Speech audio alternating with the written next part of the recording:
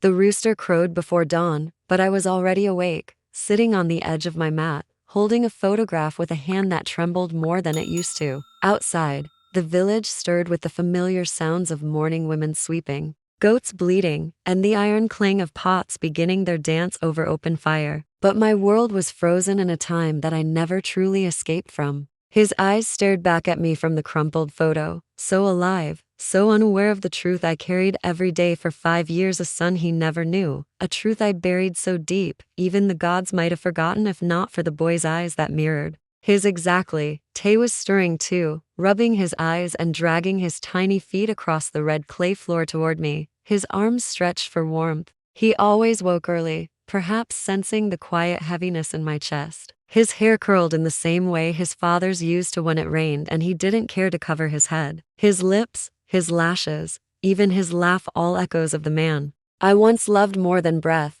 the man I left behind in Accra without telling him he was going to be a father. I wrapped my arms around Tay and kissed his forehead, trying to erase the guilt that stuck to my tongue like sour palm wine. How do you explain to a child that his father is alive and well but living like he has no son? How do you tell the man you used to love that he became a father without permission? I didn't run from him because I hated him. I ran because I feared what he'd become. The man money had sharpened, power had changed, and women had poisoned. Once, he was my everything. Malik had the kind of charm that was dangerous, the kind that made even old widows sigh and clutch their wrappers tighter. He was not the richest man in Accra, but he carried himself like royalty, with a dangerous swagger that announced, I never lose. He had plans, dreams, and I, foolish girl, believed I was a permanent part of them. We met in a cheap lecture hall at university. He was late, arrogant, and too sure of himself, but when he smiled, I forgot my anger. He asked to borrow my pen, and before the semester ended, he'd stolen my heart completely. But things changed. He changed. Business deals became secrets. Late nights became lies. One morning,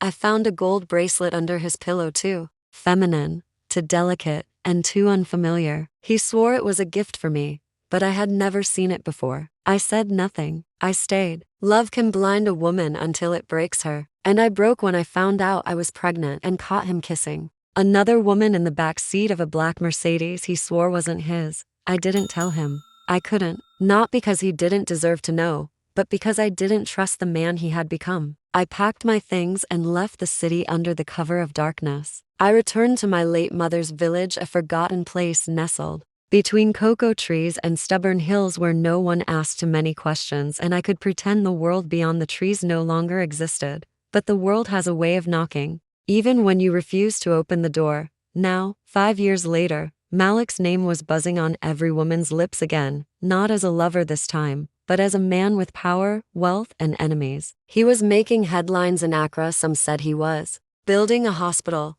Others whispered about a dirty political deal. One woman in the market, without knowing who I was, said he had changed, that he was no longer the player he used to be, that he was looking for a woman. He had lost a woman with kind eyes and a quiet spirit. They said he had been searching, and suddenly, all the walls I had built inside began to tremble. My Annie had warned me many times, her voice cracking like palm branches in the dry season. Secrets have a way of rotting inside your stomach, she said. One day, that boy will ask. One day, the man you left will find you. And what then, Amara? But I always brushed her off, telling her it was better this way, safer. Malik had moved on. He didn't need to know. And yet, with every passing day, I wondered more and more if I had made the right choice or simply the coward's one. That morning, after Tay finished his porridge, I watched him run into the bush with a stick, pretending to fight lions. His laugh pierced the air like a drumbeat, but just as quickly, I heard him scream. I dropped everything and ran, heart leaping like a startled gazelle. He was fine, just a scratch, but as I knelt beside him, someone else emerged from the trees. Tall, dark, wearing city clothes that didn't belong in the village. For a moment, I forgot to breathe. Amara? The man said. My stomach dropped. It was him, Malik. His voice hadn't changed, but his eyes. Oh, his eyes had questions in them now. He stared at Tay first, not recognizing the truth yet, but drawn to him the way blood recognizes blood. I wanted to run. I wanted to scream, but I stood frozen as if the ancestors themselves had anchored my feet to the earth. I've been looking for you, he said, stepping forward, eyes flicking between me and the boy. I thought you died, or worse. No one would tell me anything. I tried to speak, but my mouth dried like harmattan wind. Tay clung to my wrapper, staring at the stranger with silent curiosity. I don't understand, Malik said softly, his voice trembling now. That boy, he looks like. Don't, I whispered, but it was too late. His eyes widened, the realization finally flooding through him like a river breaking a dam. Amara, is he mine? The question landed like thunder. My silence was louder than any answer. He staggered backward slightly, eyes glassy, jaw clenched. You kept this from me, he whispered. All these years? I had no choice, I said, my voice cracking with all the weight I'd carried for half a decade. You were not the man I fell in love with. I was afraid. I had to protect him.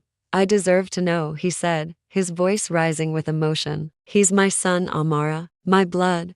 He is mine too, I snapped. And don't you dare act like you would have raised him better than I did. Where were you when I cried at night? When I had nothing? When I was bleeding in that hut and praying to the gods that he would survive? Where were you, Malik? He said nothing, only stared at the boy, who now looked between us with wide, confused eyes. And then Malik did something unexpected. He knelt down in the dirt, right in front of Tay, and smiled through tears. Do you know who I am? He asked softly. Tay shook his head slowly. I'm your papa, he said, and with that, my whole world shattered. I didn't know how long I stood there, frozen, as the wind danced through the trees and the sky above us held its breath. Malik's voice still echoed in my ears, I'm your papa. Tay didn't speak, didn't cry, didn't run. He simply looked at him, and I saw it, that flicker in his small eyes, that invisible pull. Something ancient had awakened between them. Blood had recognized blood. Later that evening, after Malik insisted on staying in the village,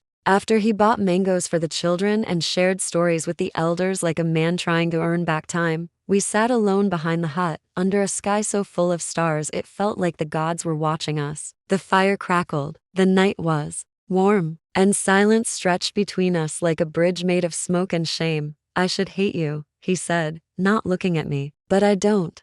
I stared at the ground. I wanted to tell you, so many times, but I thought, maybe you didn't care. He laughed bitterly. You thought I wouldn't care about my own flesh? Amara, I loved you. I never stopped. Yes, I was a fool. I made mistakes, but I searched for you for years. Do you know how many nights I stayed awake, asking what I did to lose you? I saw you with another woman, I said finally. His head dropped. It was a mistake, a stupid, empty moment. She meant nothing. You meant everything. And now I see him, and I feel like someone stole 5 years of my life. I turned to him, firelight flickering across his face, casting shadows on a jawline still sharp, on lips I had once memorized. My heart betrayed me, it beat for him still, after all this time, like a drum calling its warrior home. I hated how familiar he felt. I hated how badly I still wanted to be near him.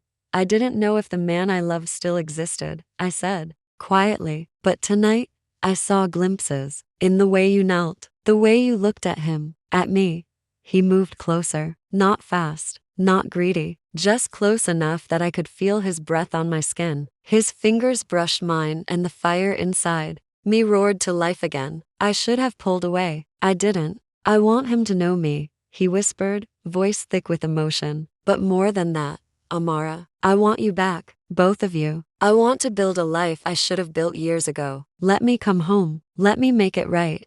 Tears slipped from my eyes, hot and fast. I had guarded my heart like a fortress, but the walls were crumbling. I leaned into him, my head resting on his chest, feeling the thunder of his heartbeat. We stayed like that for a long time, until the fire turned to embers. Later, in the darkness of my hut, after Tay had fallen asleep between our bodies like a sacred bridge, Malik touched me like a man who had wandered through 1,000 deserts and finally found water. His kisses were slow, reverent, and full of apology. We didn't speak, only breathed each other in, wordless and wild. Our clothes melted off like promises returned to the earth. When he entered me, I wept not from pain, but from the overwhelming relief of finally being whole again. He moved inside me like he knew my every memory. His hands cradled my face like a prayer. And when we came together, it wasn't just sex, it was a vow reborn in sweat, tears, and aching forgiveness. My body, my heart, My soul everything remembered him. When the stars faded into morning and the rooster crowed again,